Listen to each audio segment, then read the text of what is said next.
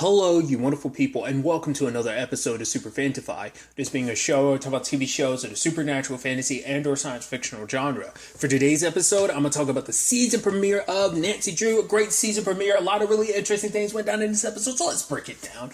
Picking up literally 3 hours, apparently, after the season 1 finale. Obviously, the forced to be season 1 finale, because, much like Riverdale, a lot of stuff had to get cut short. But it's interesting because it's like, 3 hours later after every one of the squad got to see their very brutal deaths. And now they're all conveyed together about, this is how we all died. What are we going to do about this? It's like, how do we deal with this whole Aglika situation? It's like, I don't really know, because they're still in the process of figuring it out. But just when they trying to figure that out, lo and behold, because initially it was kind of like, let's get rid of all the things that are going to kill everybody. So Bess is like, I'm going to get rid of Nick's truck. He's like, I'm pretty fond of the truck. And George is like, we drown in that truck. And Nick is like, all right, you get rid of that. We're going to try and I'm going to help Ace with the whole hook situation so he doesn't find himself hooked.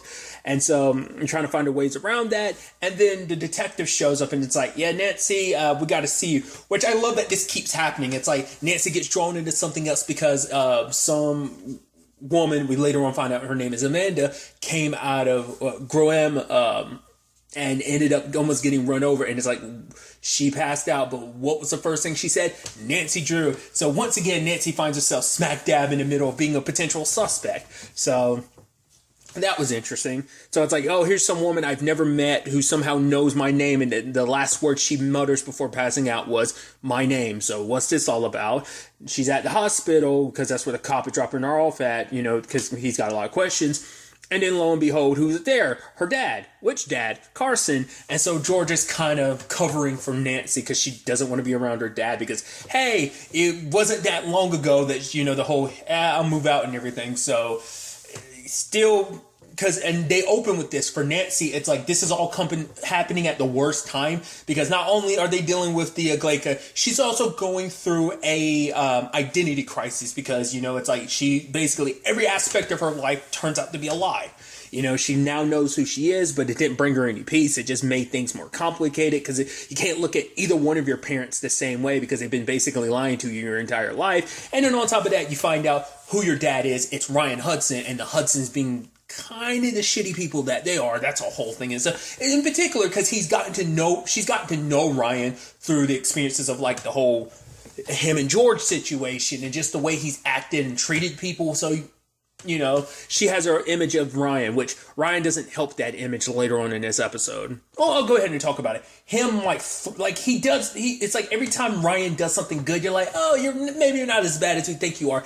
You turn around and do a douchey thing because he's like, oh, like, basically, you stay out of mine and Nancy's business because I can ruin you. If it get, your business kind of suffered because, potentially going to jail for murder. And then on top of that, it's like, if it comes out that, hey, you kidnapped Lucy's child, my child, that turned into a whole scandal. It's like throwing that at Nancy's, like, you're her dad, but for you to throw it at her, I mean, that's the sad thing that Ryan kind of can't escape the Hudsons. And that's actually, and I think that's very befitting because that's actually forming into Nancy's story that, for her, she wants to prove like, I'm not a Hudson, but there's things throughout the episode that's kind of like, that's very Hudson-like of you. So it's like, the way Ryan is willing to kind of do whatever he wants to a certain extent. I mean, you can make certain arguments. Like Nancy kind of has a little bit of that bad habit where it's like she'll try to kind of go above and beyond to kind of do whatever she needs to or wants to. Granted, she's kind of fixed a lot of those bad habits since last season, but it's still that there are still traces of, you can almost make certain like aspects of her personality and character. You're like, she kind of shares that with like her dad and her real dad, bio dad. I should rather say not just like real dad, but bio dad. But Tedges and all that. It's really fascinating what they're kind of setting this up, and that's going to be a big through line, I'm sure. Probably for what was originally going to be the rest of the first season, but also probably a through line for this season as well. Once again, I'm really interested to kind of see like, can you see a clear point of this is where the season 1 was originally supposed to end? Like, I'm curious, not just with this, not just with Riverdale, but like every other show that kind of had to get cut short. Like, will you be able to very distinctly see like, oh, this is definitely what would have been the previous season finale, but now it's just another episode in this season, I'm curious to see if there will be a very big enough thing you'll be like, like I said, I'm curious, will it be clear enough? I'm sure if you probably break it down information-wise, it'll probably probably tell you episode-wise, like, oh, this episode was supposed to be the season finale. You'll probably be able to find that information on the internet, but it's just, I'm curious within the structure of the episodes and the story, would you just naturally be able to tell when you're on or not? Like I said, just a random, like, tangent thought I had. But Nancy went to visit, like I said, we didn't know her name at the time, but we do eventually find out later on it's Amanda, and she has this code on her hand, which Nancy very slyly copies, and has Ace looking into it, and it turns out this has something to do with the Aglaika. And it's also interesting, too, because Ace makes it pretty clear where he was like, yeah, this is kind of all Nancy's fault, because we're in this situation right now because Nancy got us all kind of mixed up in this, and it's like, and I thought it was so interesting because Ace never really talked about Nancy like that last season. Like, for him to kind of bring that up like that, I thought was so fast. I mean, to be fair, he even says, like, yeah, this is kind of a life or death situation. So it's that kind of self-preservation where it's like, yeah, I'm kind of mad at Nancy, but I'm working along with her, doing all this hacking for her because it's self-preservation. It's making sure and, all of us don't end up dying.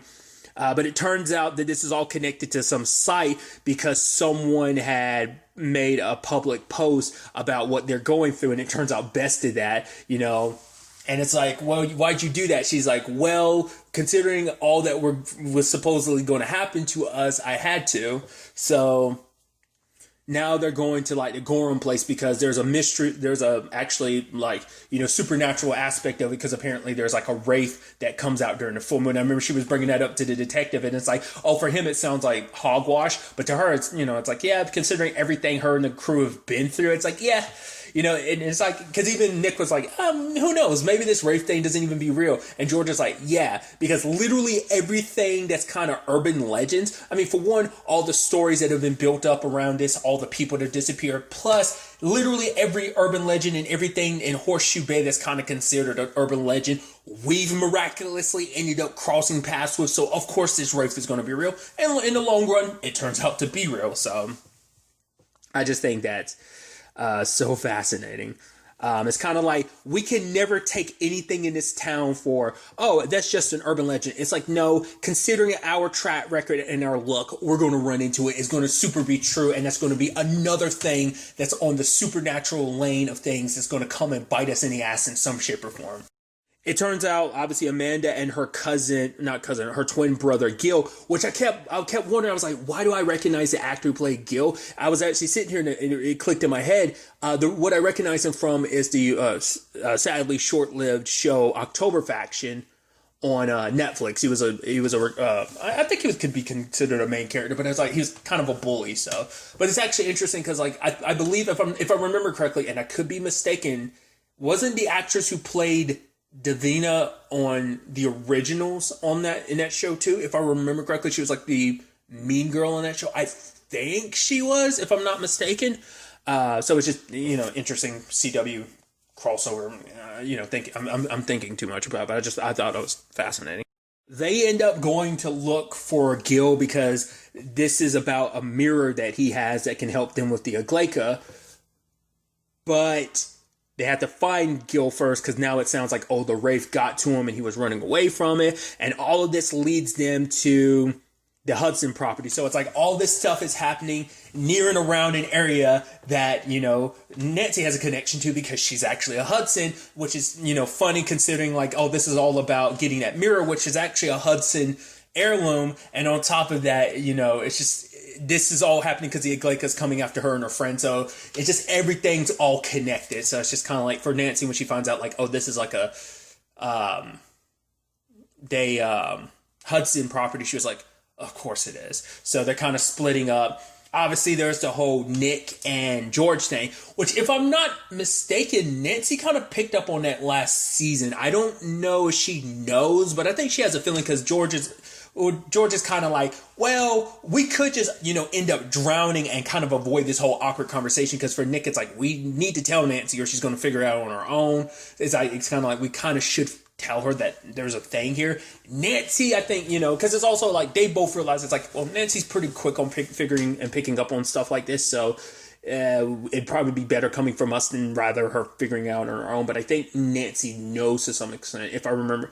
Like, there's some stuff that came up last season that makes it seem like she's I don't think she knows, but I think she has a feeling, if I remember correctly.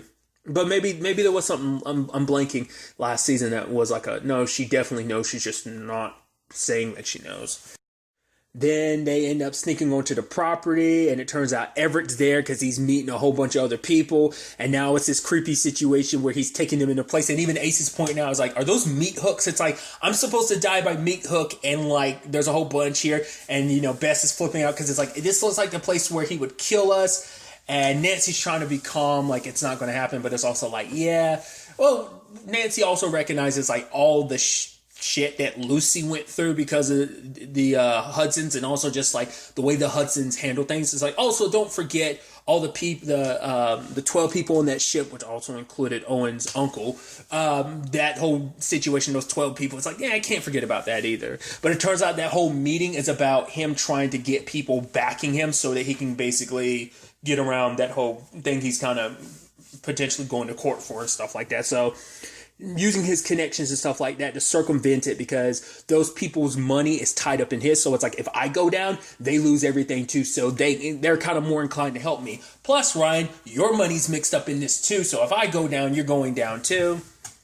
Because obviously Ryan showed up to kind of bail Nancy and them out, because it's like, why are you here? And it's like, well, probably could tell them the truth of like, yeah, we're kind of doing some stuff because we made, the Glaca, so forth, is coming to kill us, it's like, but can't really tell that to any other normal person. But Ryan came to their aid. So like I said, he has moments where it's like, hey, I do the right thing, good guy. And like I said, just in the same breath, he can just screw things up, and it's like, because he wants to change, but it's like, a leopard, can't change it. Well, a cheetah can't change its spots, right? Or a zebra can't change its stripes. And it's like, and that's also the thing, with Nancy, like, is she doomed to inherit that? Like, it's like, you can be your own person, but there are just certain aspects that are just, it almost makes you feel like, is she destined to go down that route? Like, being a Hudson, it's in her blood, it's in her DNA, that there's no escaping it. Because obviously, like, she was watching Everett tap his hand when his fingers when his hand was crossed, and she noticed she was doing the same thing too. She was like, shit. Because obviously, she's like, all the crap he put Lucy through, if he knew I was out there, because Nancy being a Hudson means that she has rights to so much of like the Hudson like family, wealth and stuff like that. So obviously it's like she's an illegitimate child that could come in and take everything that they want. So it's like, why are we going to give this to some, straight up probably will say it, like some bastard child, because that's probably in their eyes, that's how they would probably view Nancy. Regardless if that's Ryan's kid, it's like, it's like, so how they paid and did what they needed to make that situation go away in the first place. So, and even Nancy said, it's probably going to be even worse now that I'm older. It's like, it was bad enough when I was a baby. It's going to be so much worse now that I'm older, because I'm even more of a thorn in their side. Because her being 18 probably allows her to probably gain even more. And it's like, no. It's staying in the Hudson family. She's not a Hudson. She's Lucy's kid. That whole spiel. But Ryan's tried to help out Nancy, but obviously it's like, during the conversation, he accidentally made reference that Nancy and Everett are kind of alike, and Nancy didn't really like the comparison. Even when Ace is kind of being, especially because it's like, Ace is like, okay, so you want me to tell you that you're not like your family? And she's like, oh, yeah. He's like, even though you created the situation we're in right now, and now you have me and the rest of your friends out here in the woods in a very dangerous situation caused by you in the first place. So making her feel a little more guilty about it. But I like how Ace kind of pulls it back later on, but we'll get to that soon enough. So then there's the whole situation with the Wraith. They get chased by, it's a very spooky episode. It's like, like I said, because it's so interesting, because like it was, the supernatural stuff was already there in the first episode, but I feel like it wasn't, because at this point in the story, it's like, we can go full blown scary. I don't know if I'd classify it as horror or not, but I think you could like go down that lane if you wanted to, like on kind of little horror-esque. I think it's probably shakes. Just I guess my accent or just like my southern drawl, I guess, kind of makes me say horror, whatever the case may be. But then it's like, hey, we're on the bus with Gil, It's like, so he's like, oh, so it's that $750? Actually, it's $850. And I love George being like, you're negotiating? How are you negotiating right now? It's like, if you die, Vess is like, if you die, you get nothing anyway. It's like, yeah, but if I die, you also don't get the mirror, so I'm getting my money. So it's this situation of like, well, the wraith feeds off of fear, so everyone needs to stay calm and try not to be afraid. Kind of a hard situation not to be afraid in. And it's like, oh, like, let's think back to a great moment. And it's like the moment they were all together, like on like the 4th of July. But then George was like, yeah, that day kind of sucked. But Nancy was like, yeah, it started off that way, but it got better. And she's kind of referencing running into Nick and everything, not knowing Nick and George. And even to the point like Nick and George are near each other being like, yeah, that was a good day. And like they're holding hands. And you're like, oh, that's so sad, because Nancy's over there reminiscing about like the first time she met Nick and all that. To be fair, it looks like it's going to be that complicated. Nancy's probably going to have a similar situation to Liv from iZombie, because Liv had sadly a very rough love life situation. Obviously, if you've seen iZombie, you get what I'm referencing. So I hope, it kind of seems like Nancy might be going down that route too. I hope not, because that would be super tragic to have. Liv had a very tragic love life in so many different ways. So I hope that same thing doesn't happen to Nancy. But feeling like this is on her because she dragged everyone in it, she's willing to sacrifice herself, let the wraith come after her, and it's like, okay, I'm not going to let my friends die because of this and because of me. So she's using her own fear, because she's drowning in fear from everything, just like not knowing who she is. This whole Aglaika situation, like everything that went down in season 1, just all that fear, worry that she's going to end up being like the Hudsons, that fear is what draws the wraith to her. Luckily, she finds out it's afraid of fire, so she's able to light a fire and burn it, luckily getting off the bus in time. So it's like, hey, save the day. He gets his money. We find out there's a message beneath the mirror about like a shanty. I'd assume, my thought is that basically they need to get justice for the Aglaika. That's what I'm thinking, because I'm assuming this, because obviously this has ties, because George makes reference to it later on about how this all started with like a Hudson, someone in the Hudson family reaching out to the Aglaika the first time. But obviously it's like the Aglaika and the Hudsons kind of have like I think it was like Owen's family, like that's why like it was kind of coming after Owen too, because like his family's kind of, well, Bess's family, because she's part of that, gets wrapped up in all that. Like, obviously we know the Hudsons have their sordid past, but I'm thinking that it's tied to this. If I remember correctly, it's tied to the Aglaika. So it's like, I think to solve this Aglaika thing, they're going to have to like bring peace to the Aglaika, because I think, it's a cursed woman that was screwed over by the Hudsons way, way, way back in the day. And it's just a curse that's just continued and continued. And it's like, to break this curse, you need to figure out what happened to her and kind of fix the situation, that kind of thing. Very much like what was done for Tiffany and Lucy. I think the same thing's going to happen. The truth needs to be unveiled. Maybe even taken down the Hudsons. And as a Hudson, she might have to go a little undercover, embrace being a Hudson, which probably comes with its own dangers, to unravel and take down the Hudsons. Maybe that's where that storyline is going to go. Maybe, maybe not. I don't know. To my recollection, from what I remember seeing from the trailer, I mean, it's a lot of out of context stuff, but I feel like it mainly focused on stuff from this episode, but I could be wrong. I could be mistaken, because it's been a while since I saw the trailer. But, obviously Gil and, Amanda are kind of getting charged for the stolen property stuff. Obviously Nancy's getting drawn into that as well. But I'm wondering, will we see more of Gil and Amanda? Granted, they made their $950 from this situation, but beyond that, I would think there could be a resource that Nancy turns to at some point in the story. But she's able to luckily walk away from this because, hey, Ryan's there. It's almost like he thinks if he can help her out, it might smooth things over. And it kind of does. Once again, Nancy's kind of she sees Ryan for who he is, but he is trying to show her only like the good side. Obviously, like I brought up earlier, the whole, how he's handling that whole Carson thing. It's like, that's the Hudson in him, but it's also the petty person in him where it's like, you took my daughter away from me. I didn't know what happened. Like, I had a daughter this entire time because of Carson. like he feels like I've lost those years that like who knows what my relationship would be like with Nancy. Also at the end of the day, who knows what Nancy would be like if she'd probably have suffered so much being a part of the Hudson family because she would always have been an outsider. So it would have never done her any good, but also being older it'd probably get even worse, as she said. But yeah. I also love that even though Bess tried her best to get rid of Nick's truck, it's like, yep, it's right back here. Obviously, the thing we're going to use to crush him, the junkyard or whatever, it's flooded, so nope. He's like, Nick's like, I will practically give it away. You know what? Just because we're good friends, I will give it to you. He's like, and there's water damage. He's like, nah, you can keep it. And it's like, so no getting rid of this truck, which will eventually be their graves. Now, the question is, will it literally be their graves, or is it just at the time of those visions? I mean, those visions tend to be pretty literal in many different regards. Granted, it's going to be different circumstances, I'm sure.